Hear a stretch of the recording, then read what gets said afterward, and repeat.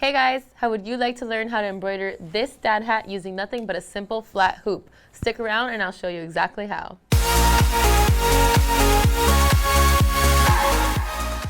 So before we get started, I just want to remind you guys that if you have any questions at all throughout the video, to leave a comment below and we will get back to you. And I also wanted to thank everyone who has subscribed so far. If you haven't subscribed yet, just go ahead and click the button right here to subscribe. All right, so let's briefly go over what materials we're going to be using today. Here I have my fabric scissors. I'm going to be using that, of course, to just cut my backing. Here I have my snips. I'll be using that to cut the excess thread that are left over once we are done with our design. I have 2 sheets of tear away backing, and that's going to be to give stability to our unstructured cap. And then I have 1 flat hoop. This is my size B hoop. And here I have some temporary adhesive spray that's going to help secure the backing to the cap. And then I have a cutout test of my design just so that I can help with a little bit with the centering.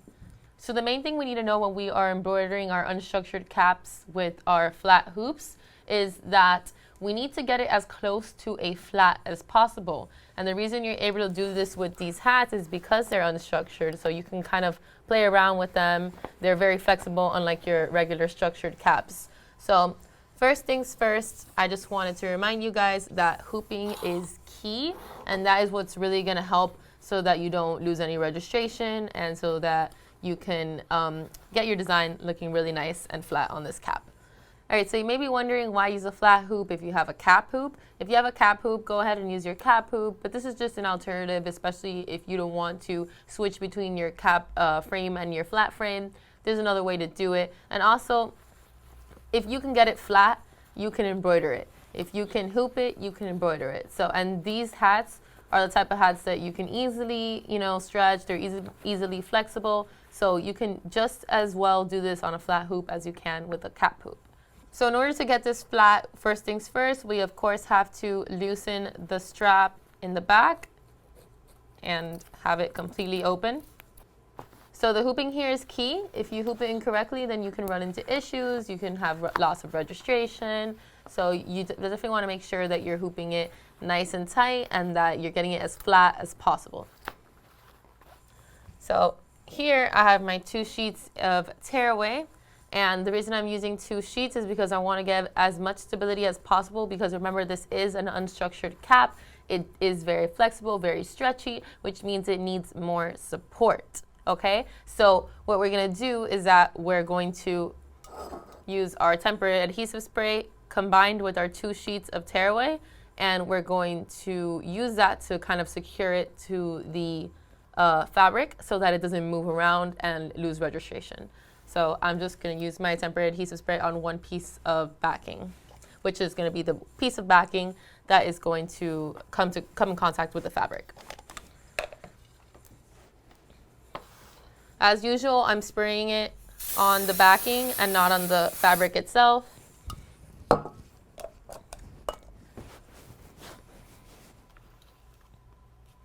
And now I'm flipping my hat over. And one thing I really want to caution you guys about is pulling the sweatband forward, okay?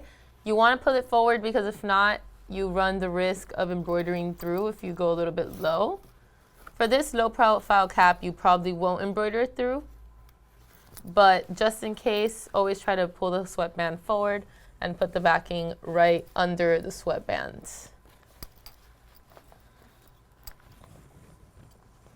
All right, and now I'm applying my 2nd sheet of tearaway, and if you want, just so that it's stable, you can spray some and just apply it right under the rest, the other part of backing, the other piece of backing. So as you can see, I'm kind of pulling in, like folding in the sides of the cap. That's going to help make sure that it's really, really flat. Now that I've secured my backing to my fabric, I'm just going to open up my hoop a little bit because I know it's going to be too tight. So I'm going to open it up like that, and I'm going to place it right above.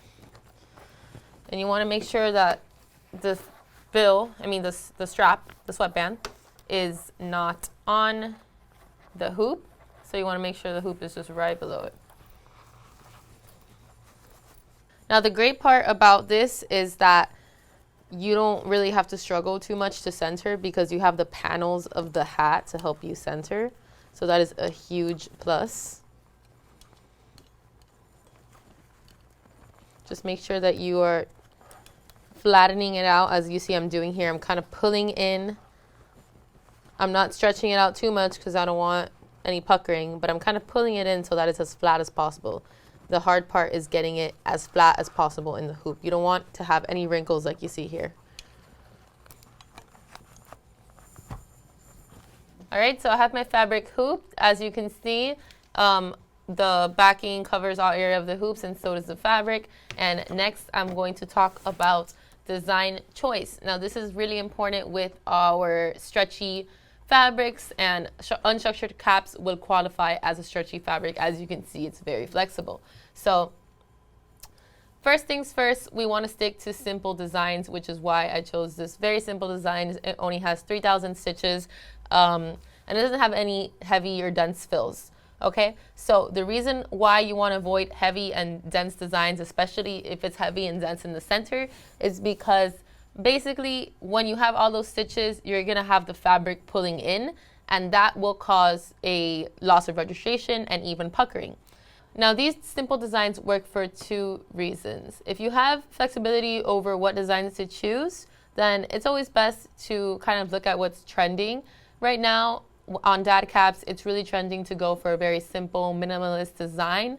That's what people are looking for. So if you have the ability where you do crafts, or perhaps you have a boutique and you can kind of pick and choose, then go for a simple design. It looks great on dad caps and everyone loves it. However, if you're doing this for someone who is requesting a specific design and it needs to be a little bit heavier, denser, whatever the case, then there are two ways where you can still embroider a heavier design and you can have great quality. One is by using cutaway backing. Here I'm using tearaway, but if you do use cutaway, it actually has more support than tearaway. So a lot of people don't like to use cutaway on caps because you will have to, the backing is going to show because you're just cutting it off instead of tearing it. But, if that's the case and it comes down to you need to use that design, use your cutaway backing because it has more stability. And you can use 2, maybe even 3 sheets, just really depending on the design.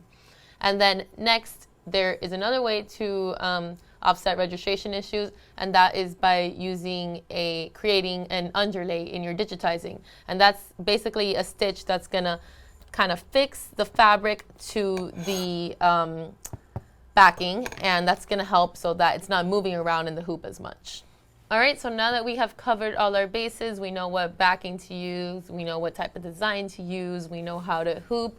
I also wanted to mention that with these type of hats, you are free to use your 7511 sharp point needle. Just like any other standard embroidery project, that will work here as well.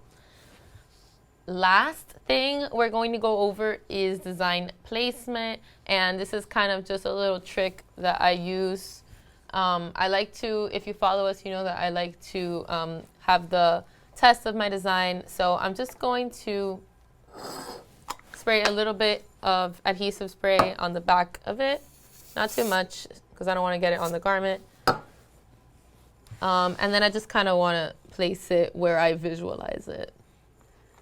All right, guys, I just want to remind you that I did sew my machine down to 600 because I am embroidering on a stretchier fabric, and it is very fine details. As you can see, the love and the design is very small, so I want to make sure that it does come out really nice. So I'm just going to slow down that machine a little bit.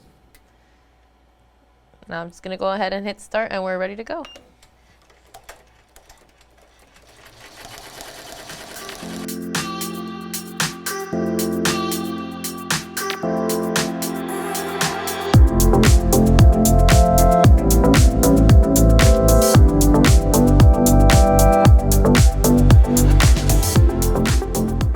All right, so here we have our finished product. Now, this is perfect for a Valentine's gift for a friend or really on any day, it doesn't matter.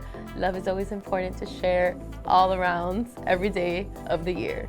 I want to thank you all for watching. If you liked this video, please make sure to hit the thumbs up button below and to subscribe to our channel. And I also want to invite you to our Facebook group, Embroidery and Custom Apparel Mastery, where you can join myself and other embroiderers and chat with us, ask us any questions, and even share any tips that you have. So I included the link to the group in the description below. Again, don't forget to like and subscribe, and thank you guys for watching. Bye.